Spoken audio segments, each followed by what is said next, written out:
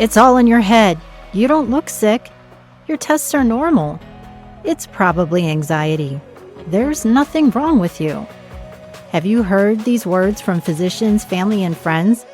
If you're someone who has been struggling and swirling through the revolving door of healthcare to find answers about your health, or if you know someone who is going through this experience, then this podcast is for you. Welcome to the Desperate for a Diagnosis podcast with Laura Nozica, a show dedicated to exploring the challenges of living with undiagnosed or rare medical conditions.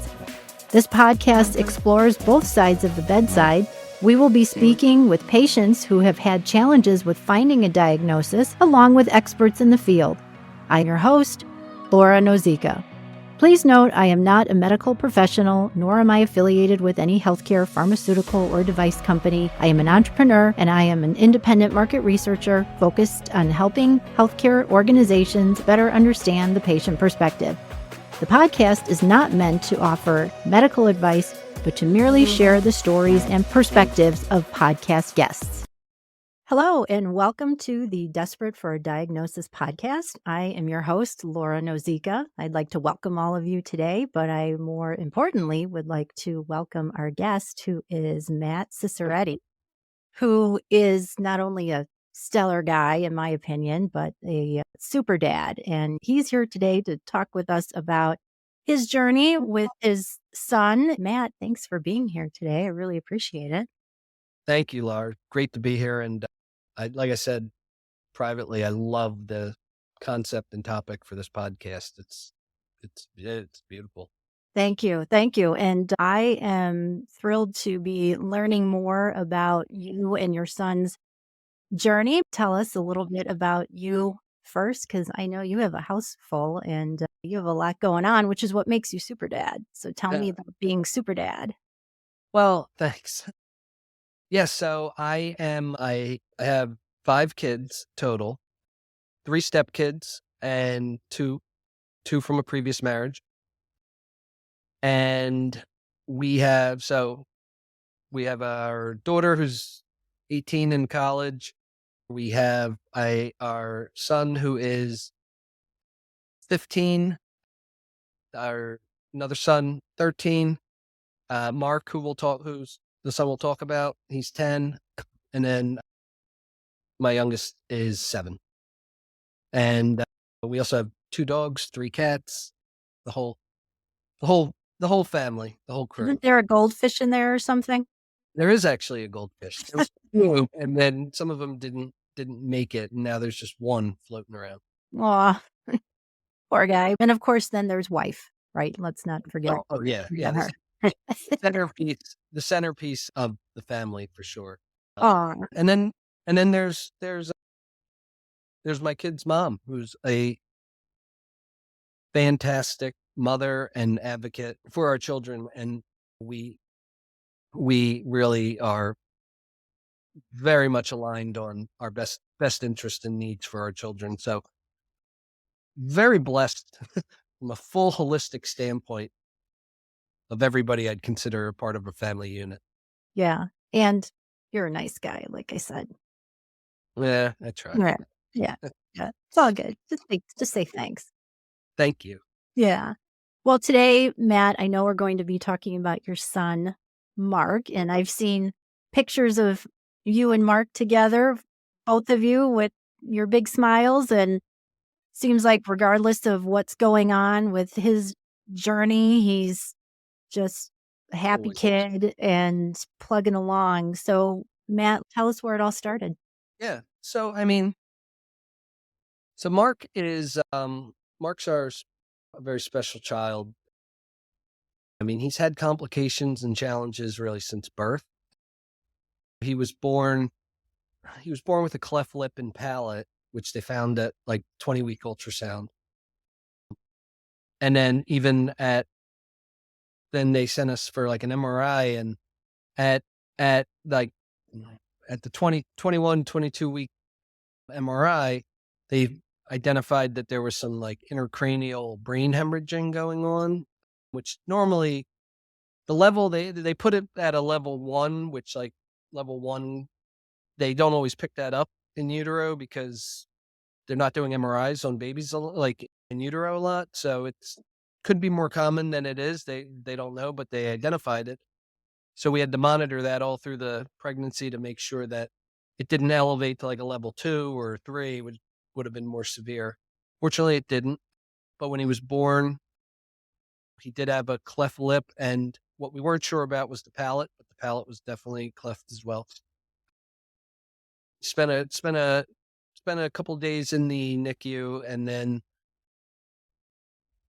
the NICU physician, who was tremendous, identified that there might be something going on and ran genetic testing. And what came back was that he has a partial deletion of his 21 chromosome. So 21q partial monosomy syndrome is what it's labeled as. And then on his 22 chromosome, he has a partial addition. So he's got an extra 22 chromosome. So that's 22q partial trisomy syndrome. So with that in conjunction, in the way my understanding, and not as a medical professional, as a parent, is that where the additions and deletions are like so unique that there isn't really a database of children like Mark.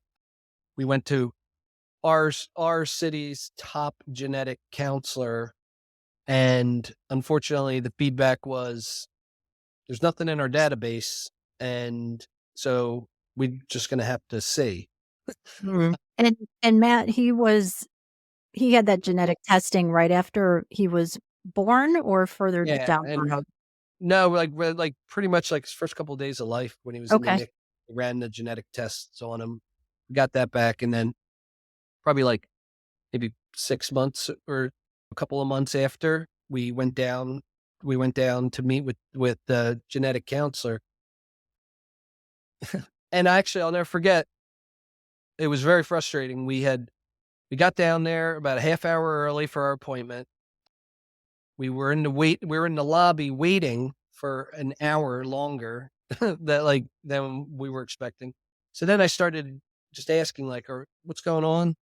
And they moved us into like a room, which I I jokingly said, like, they could tell I was getting a little frustrated. So they put us in solitary confinement for another hour. What does that mean? That means they took us out of the lobby where I was starting to question why it's taking so long. And they put us in like a patient room, like an empty attending physician room by ourselves for another hour while they, I guess, caught up to their workload. Oh man. Then I started wandering the halls, and then people then our counselor finally came in. But they were in there for like 5 minutes, and they were like, yeah, there's no one like him. We don't know anything. He's kind of like an N of one. So we'll just have to see. And like they started to walk the door, and I was like, no, you don't. I was like, I have questions. Yeah. What kind of questions did you ask? Well, I just said, like, look, I was like, I'm not going to hold you accountable because I know you don't know, but like, can you give me some kind of range or a baseline of like, what could we expect for his development, any conditions, etc. And that she didn't really have much, but she said he could have a reading delay and a speech delay, or he could be 25 years old in a burning building that's on fire and not realize he needs to get out. Like, we don't know.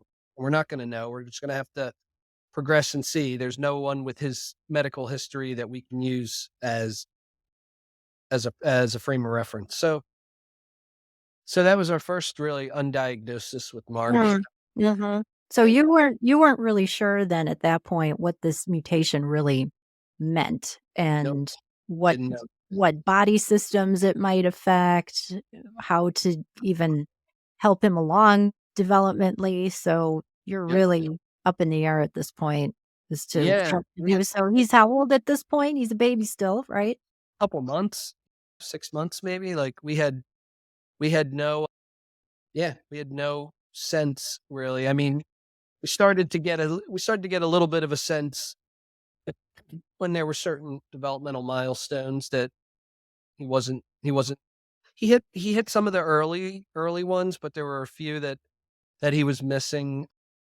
He's very severely delayed even today with speech, but his mobility, he was like not really, he wasn't walking. He had low tone, they were saying, so he wasn't like walking when other kids start walking. Uh-huh. And Low tone meaning muscle tone? yeah, like he didn't really walk until he was about 2 years old, maybe a little 2.5. Like he was definitely behind on that. He was crawling for a bit in that period, but you could just tell he was obviously behind those milestones. Mm. Speech was always, and speech is something because of his cleft lip palate. He's had a pretty significant speech delay where he was virtually unable to really say much other than like M words like mom, never. Just liked his mom best or better. Yeah, hey, it could have been the case. I mean, at the time uh, she was, I was working, she was staying at home with him, and she was putting a lot of time into him. Thankfully, she was able to, so could have been the case, but to this day, like, he still can't really do D's very well.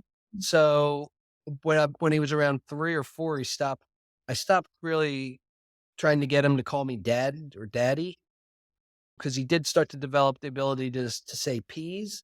So he switched, he on his own switched to calling me Papa, and that is what I am to this day to him. Oh, Papa, Papa, Papa, that Papa. that's so I love it. sweet.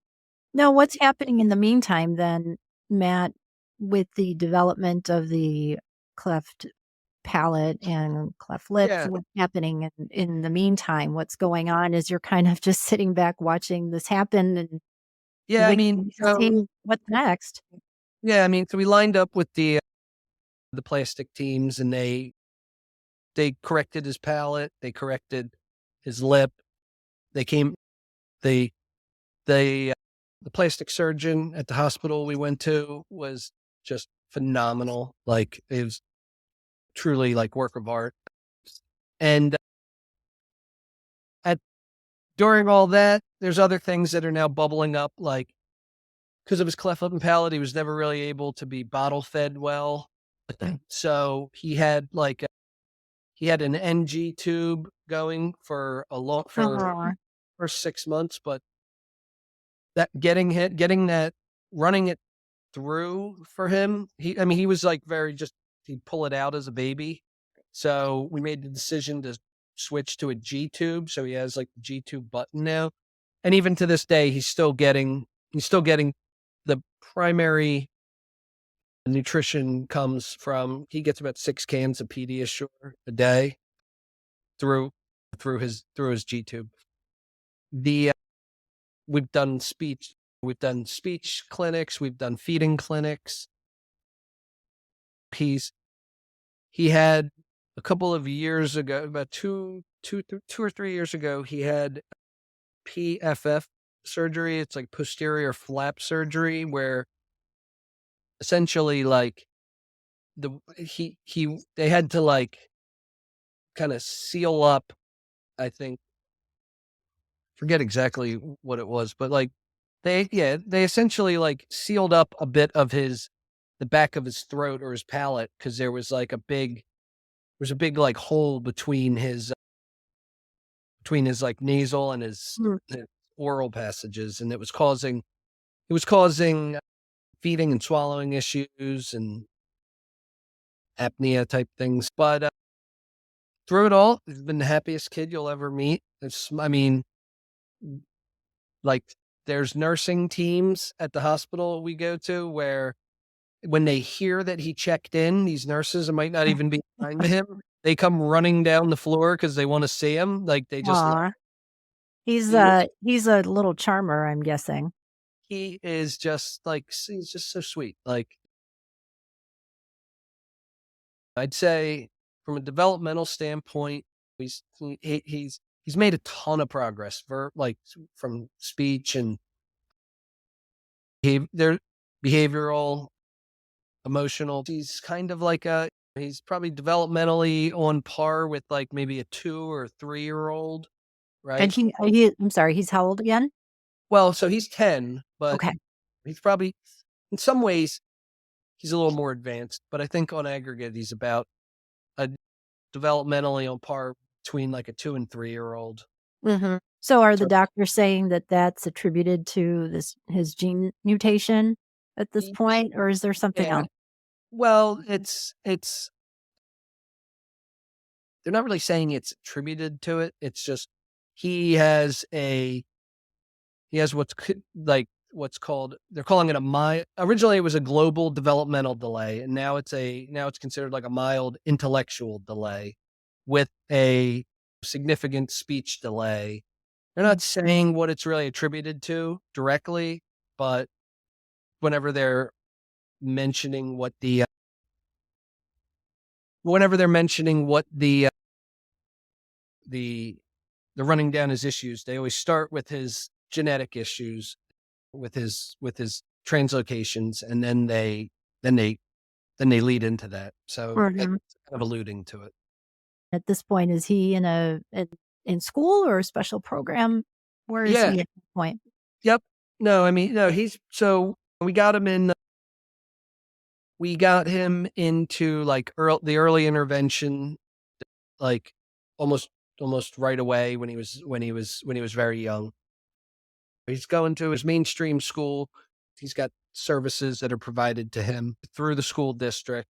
He's in breakout classes. He's got a pretty significant IEP, and he has like a one-on-one care while he's in school.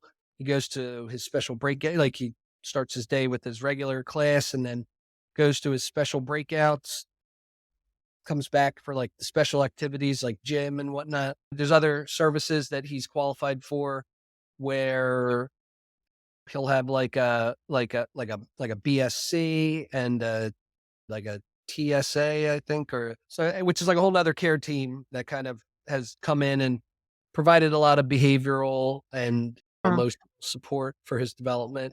What's his favorite class? So he loves art. He loves art, right? I think it's a combination between like art and gym, right? Like he loves doing the physical stuff, even if he's not really like competing, right, at a high level. But he's very artistic in that way, and he just gets so proud when he comes home and even the early stuff when it was just like you could tell he just like sloshed paint on a page, right? He was just so happy to go, Papa, Papa, look, Papa. Aw, So aw, it's definitely the one that I think he takes the most enjoyment out of and pride yeah. in it. Aw, And that's we do a very lot of cool. it. We do a lot of it with him. So yeah.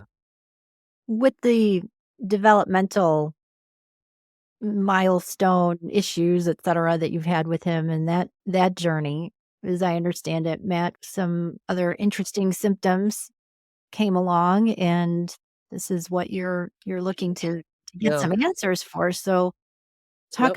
talk about that. I mean, it's not even that long ago. September of last year, they were at their mother's house, and she notified me that he had a bloody nose that wouldn't stop. She was trying to get it to stop. It had gone on for almost a half hour, and at one point he lost consciousness, and Oh, which obviously would panic anybody. So she called 911. The ambulatory team came, picked him, got him, took him down to our the children's hospital in our area where he was admitted almost right away. I went to, she was in the ambulance with him, and his brother stayed with one of their grandmothers, and then I went down to the hospital to meet him there. So we all got there. We all got there at around the same time. And I wasn't really sure like what was going on because then nobody was, but like when when they were taking him out of the ambulance, he seemed like in somewhat good spirits. Like first thing he said to me was like, "Almost Halloween, Papa," which like because it was close to aw, Halloween. I think okay. he was kind of elaborating on that topic for a while. So we get him into the hospital. They admit him, And then while running they ran some tests, and one of the things that came back was that his platelet counts were really low and his hemoglobin levels were really low. But he also had like a really high resicclotite count, which the mixture of those numbers weren't telling they weren't telling a clear story. So they brought in the hematology team, which essentially ended up taking over from that point. He was in the hospital for a week from the time he was admitted, and there was a lot of testing being ran. He got multiple platelet and red blood cell transfusions, and then they did a bone marrow biopsy, and that is where they uncovered that the cells in his bone marrow are like, in some ways, only like 10 to 50, between 50 and 10% of what they should be in a lot of areas. So there was like there was definitely concern there. And then, and that has really started the journey that we've been on since then. None of this was on our radar as a potential issue, but since then, like he's had a few other nose bleeding incidents. He's probably been hospitalized since September about 6 or 7 times. Oh boy. Each time is usually for at least 5-6 days, because they get him in, they get his levels right. The other thing that we battle too is that we have to try to keep him healthy and virus free. During the first visit to the hospital, he had the flu or a virus of some kind, right? Suppresses his bone marrow. He also, because of his cleft lip and palate and this other like nasal thing, like the pipes in his nose don't work the same way. So he can't blow his nose as easily as you or I could. He can't do it. So there tends to be a lot of agitation as he tries to like clear his nasal passages. And what we've seen is a lot of times now they can lead to a nosebleed, which then doesn't stop, right? Get low. But like what we found out over the first couple of months was that every time we were trying to get like an accurate read on what his counts were post a transfusion to see like where things were, he had a virus, he had the flu, he had mono, he had like all these things that kept clouding the view of what his actual cell levels should be doing and what his actual platelets and hemoglobin should be doing. So what physicians are on his team right now? I mean, specifically kind of doctors, yeah. Specifically for this he's working with the hematology team primarily. We had to loop in a GI team because his hemoglobin kept dropping and we couldn't figure out why. And there didn't seem to really be anything that there was like, we thought maybe there was like an internal bleed around somewhere in his G-tube site that might have been like just slowly bleeding a little and it lowers it. So we brought GI in and they actually found a polyp in his butt that was about pretty inflamed. They assured us nothing to be worried about there. Kids get these all the time. They're not cancer. So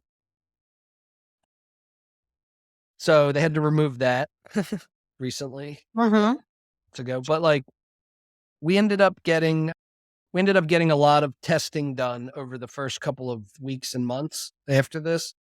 And they were testing for things like leukemia and other types of like rare cancers. And then other hematological conditions. And they pretty much ruled out all the stuff that they were looking for. Hmm. So, which then left us in a spot of there's something going on with his bone marrow affecting his platelet production and possibly his hemoglobin. But we don't know exactly what it is. We don't know what it didn't line up with like aplastic anemia because his levels were typically higher than what someone classified with aplastic anemia would have. Like his platelets tend to hover right now around a 20 or 30,000. The concern is that he's shown no ability to stop a bleed at 20 or 30,000 platelets. Like the last time a nosebleed that hospitalized him, his platelets were around 25,000, which they typically don't want to do a lot of stuff unless they drop down to like 10 is kind of like the scary point. But Is that how this manifests through a nosebleed typically? well, I Is mean, that hard? There's something going on.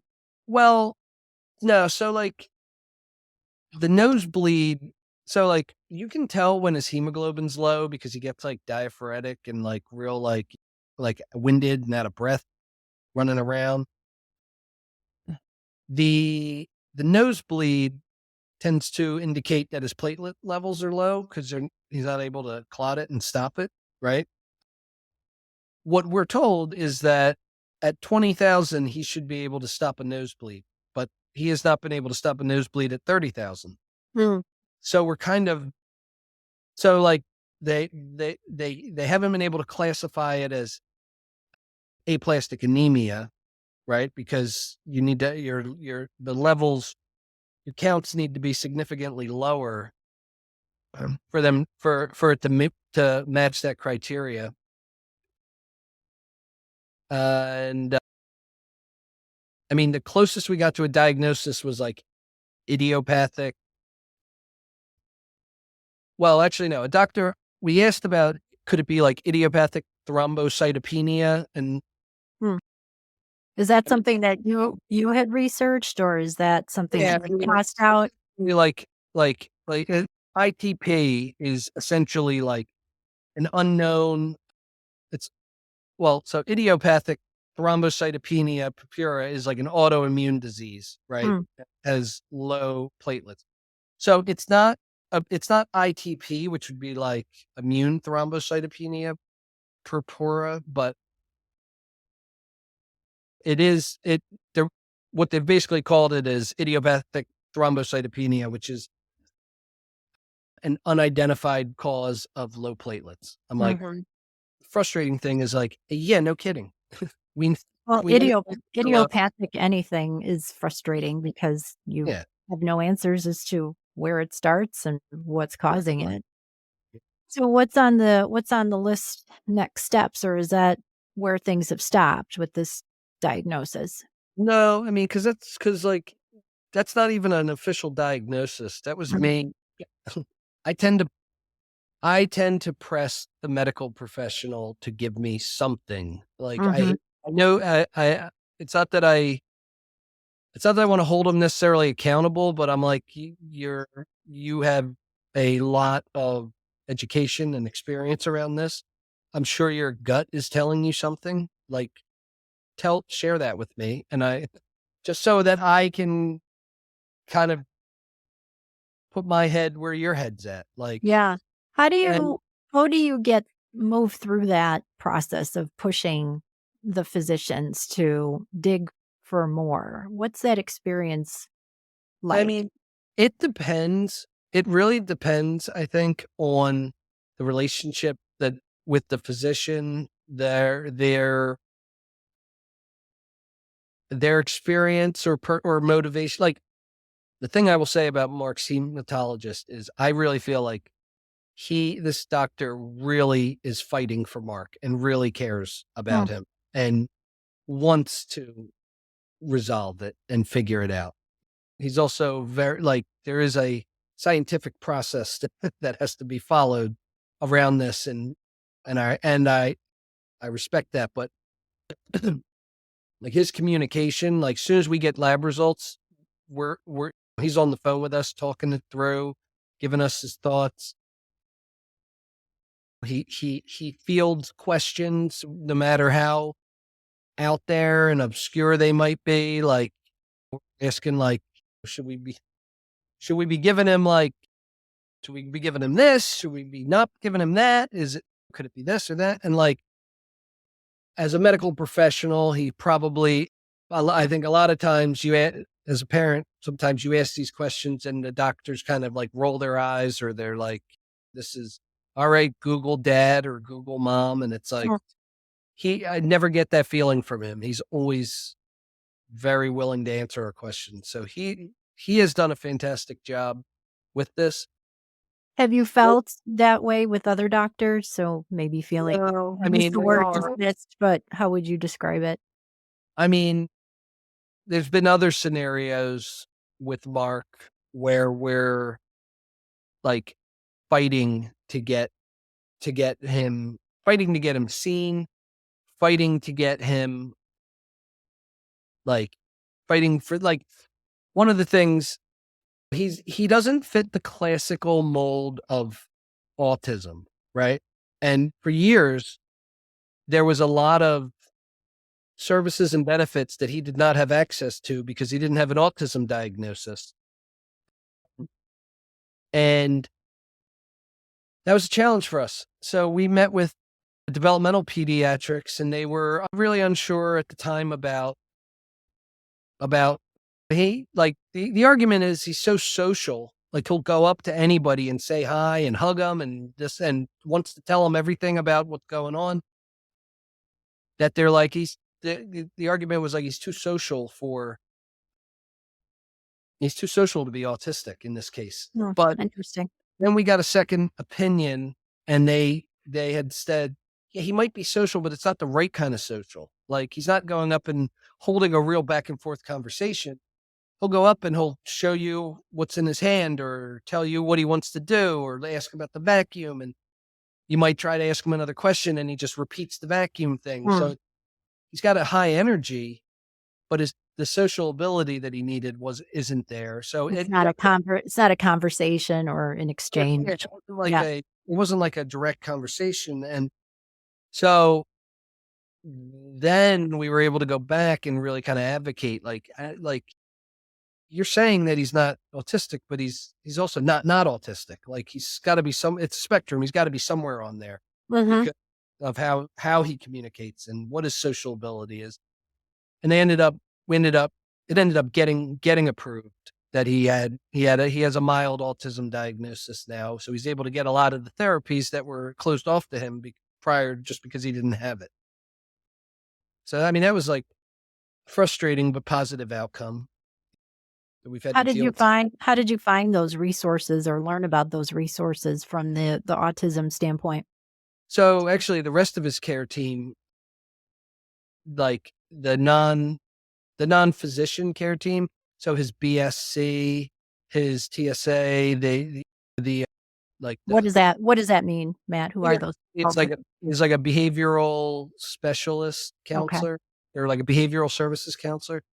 And they came to us through a state sponsored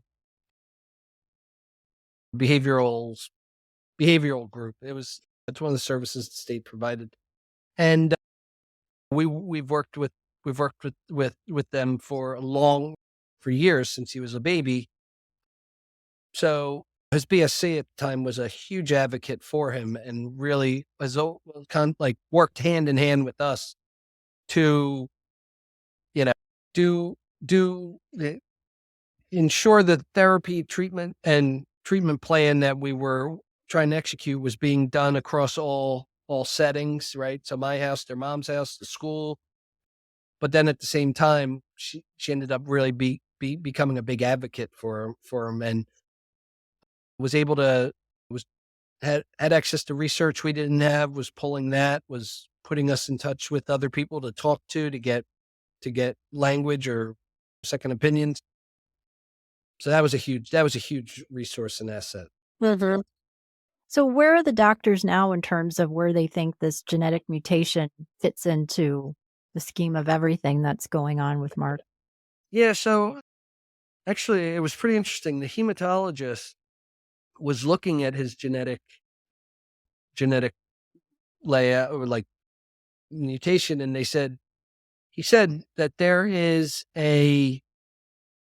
he doesn't know for sure, but based on where I think deletion is in chromosome 22, it was right by it was right near like a gene or a cell or whatever. I don't know exactly.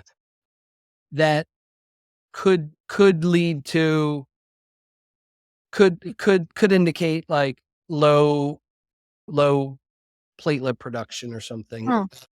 But it didn't really that then they ran like a pretty broad genetic test on him for a variety of things, and like nothing really came back. Like we didn't really get any hits. Like what it did was it ruled out some of the more rare conditions. There's like Fanconi and like a few others that it ruled out.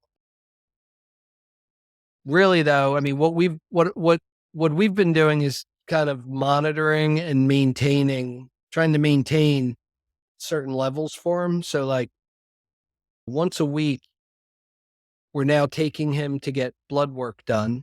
They check his levels. Depending on where they're at, if they're in a healthy or safe space, then he's fine to go home. If he needs a transfusion though, we're getting a transfusion that week. So we're averaging about a transfusion every 2 to 3 weeks at this point. Oh, wow. So it's like blood work.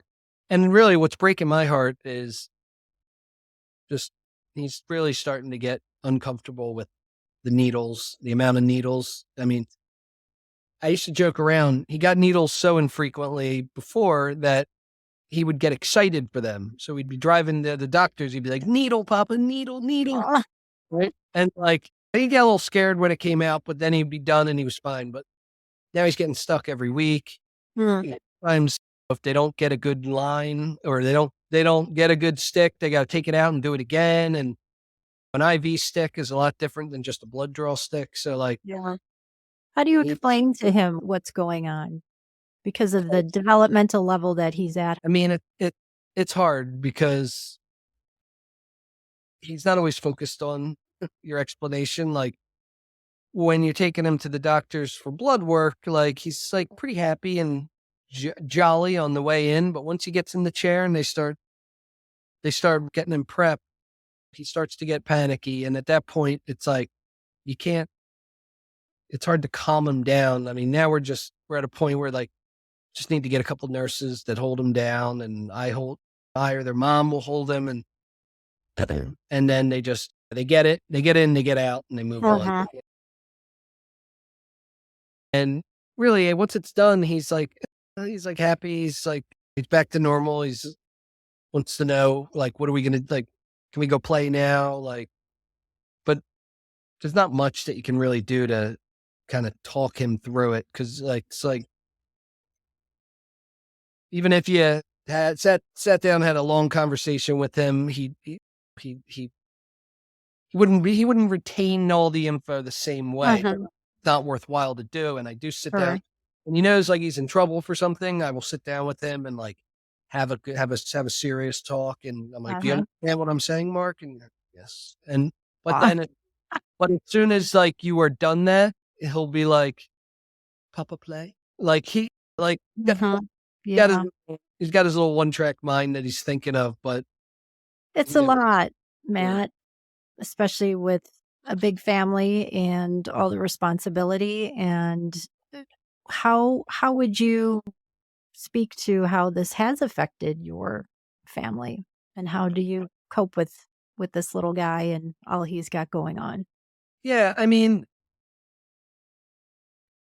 I try not to think too much about like all the other stuff Mark has going on as like anything other than just like, this is Mark. Like there's no perfect, there's no right, there's no wrong. Like this is him. And like there's no regret. Like there's no, there's no lamenting like a different version of Mark. Like this is him. And honestly, he's a blessing. What has been challenging is with this new bone marrow issues that we're facing and the bleeding concerns and the blood levels. Like it is a very traumatic experience for Mark when he goes into the hospital with a bleed that won't stop. It's a very traumatic experience for all of us to witness it. It's traumatic for his younger brother who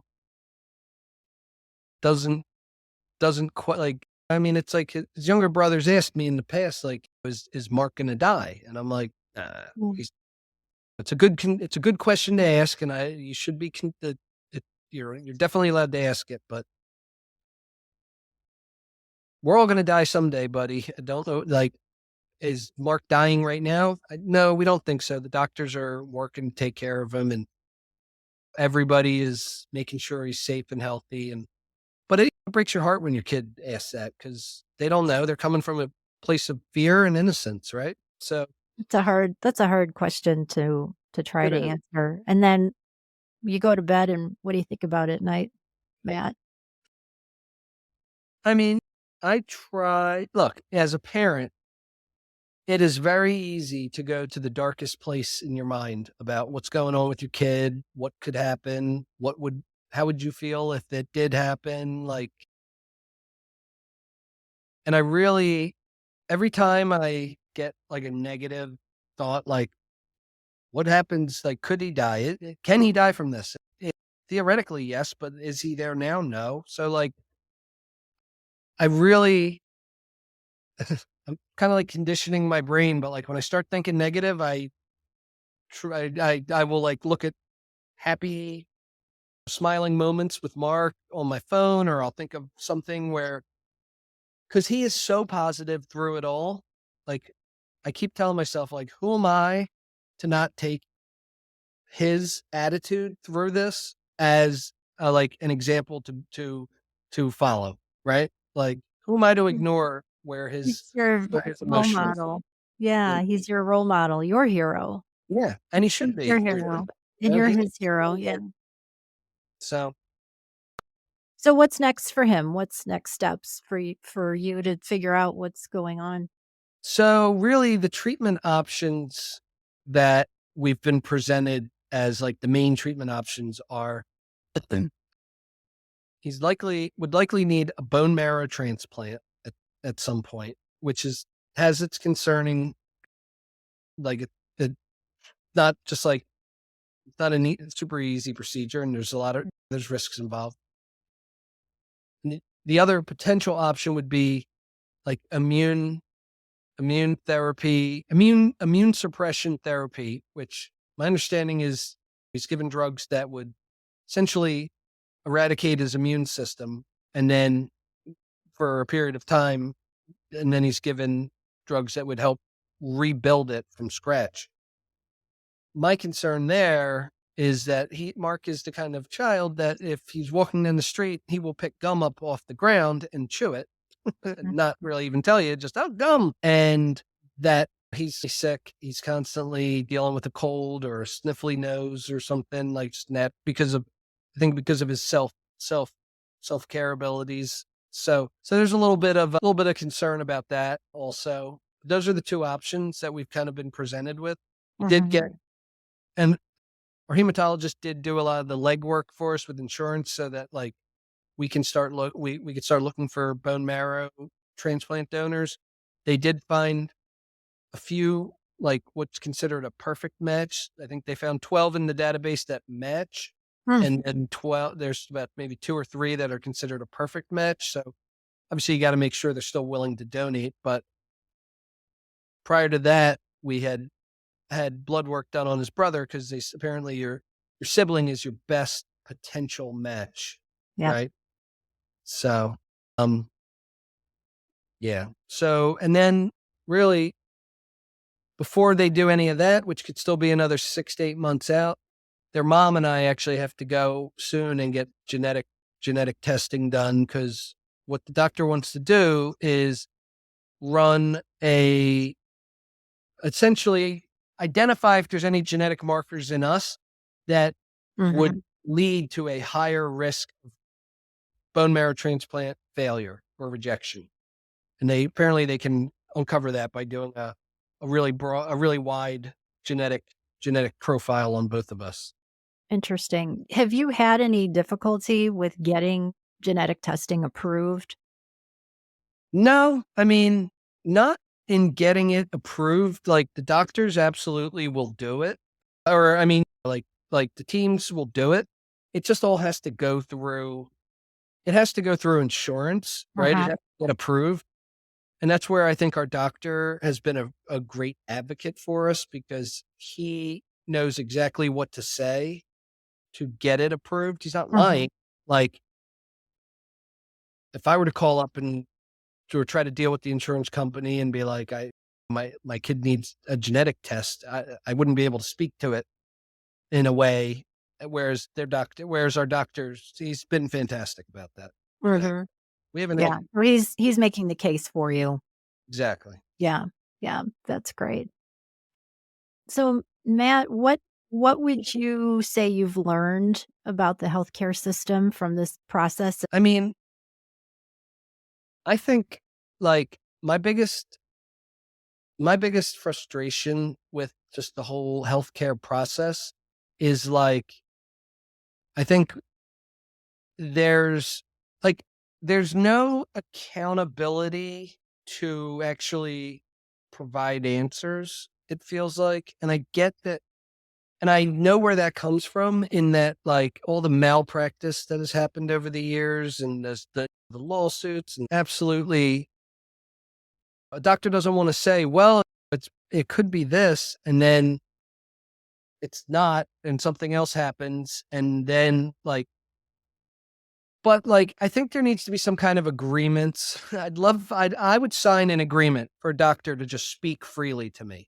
What are you thinking? What do you won't hold you accountable, but give me some things that I can just read up on to bring myself more up to speed.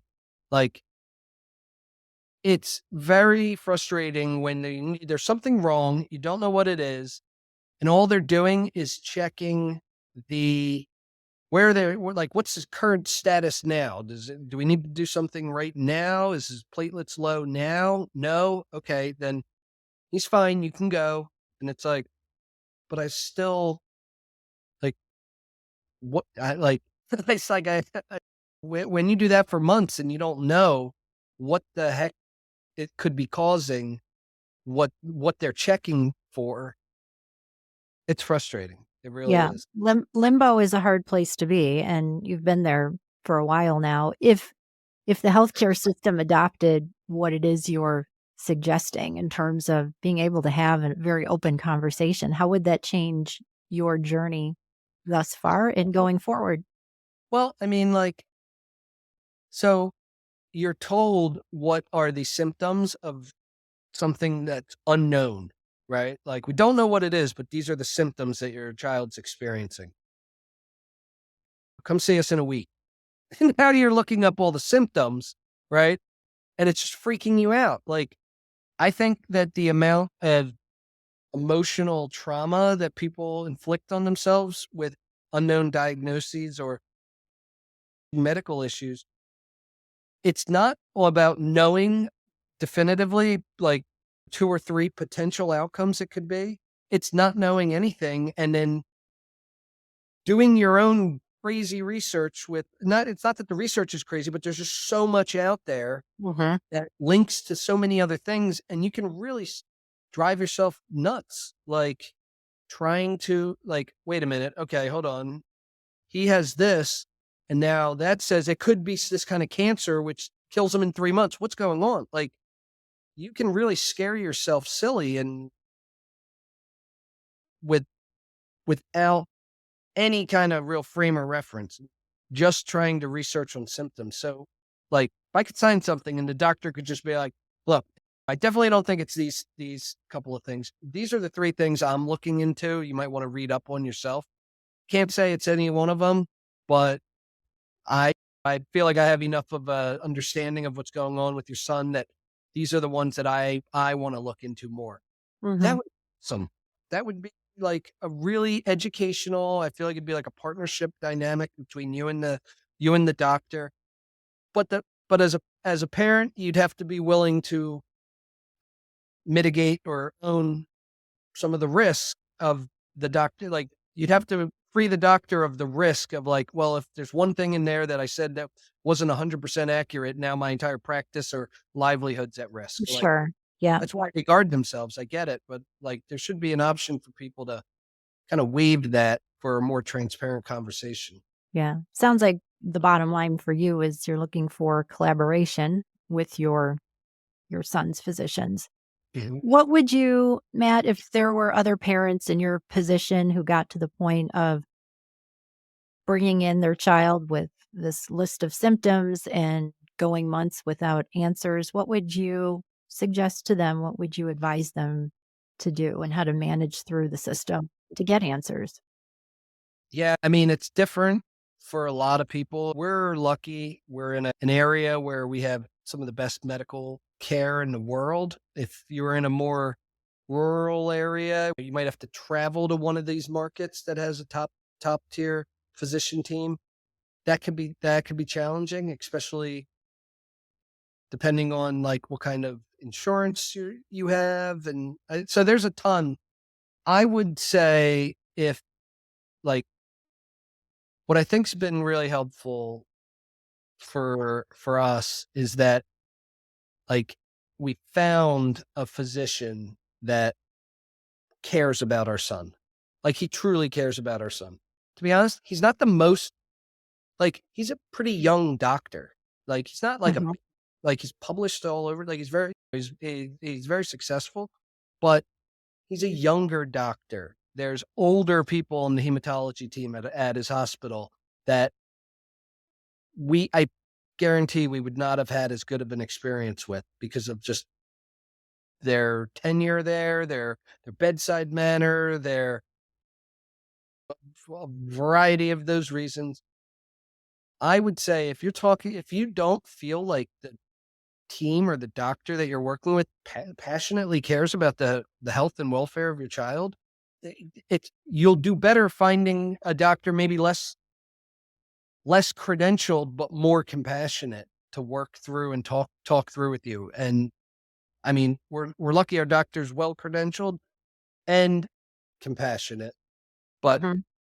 I would take, I mean, yeah, I would take a more empathetic doctor than a more established but less collaborative or compassionate. Mhm. So empathy, compassion is more important for you at this Yeah, point. as a parent, I mean, watching your kid go through something that nobody, even the top medical minds in the field, don't really have an answer for, like, someone's got to be understanding to that, right? Mhm. Doctor. What's an example of how your physician, your hematologist has demonstrated that? I mean, like, so we get blood work every week, right? And I mean, not 2 minutes before we get the notification on our phones or in our email that the results are back, both our phones are ringing from the doctor calling to talk it through with us. You Wow. know, uh, he always he always gives us time. Oh, anything you've read, anything you've learned that you want to talk about. I mean, I've gone down some rabbit holes, right? And it's real easy to go down. And I've brought up things that it could be, it couldn't be, and that he's never made me feel like I was some wild conspiracy parent trying to thinking I'm smarter than the doctors. Like, he's always had a very evidence-based and research-based discussion around everything and again, I'm not pointing the fingers anywhere, but I am just like, I'm looking for anything to try to get some answers. And he's never made me feel bad about anything that I've come across and asking about it. And so that's really, to me, that's next level, because a lot of Mhm. doctors don't have to. I've brought things up to doctors in the past And they're like, no, there's research around it that says that. And I'm like, my first question is always, how many people were included in that research that have the same genetic history as my son? Because my argument would probably be 0. So how do you know everything that you're telling me, which was researched, is okay for Mark? It might be okay for my other sons, my daughter, because they have a more normal genetic makeup. But Mark, how many were like him in that study? And then it's just, it's been really a great experience though, with working with our hematologist. He's done a Are great there any silver linings here for you, Matt?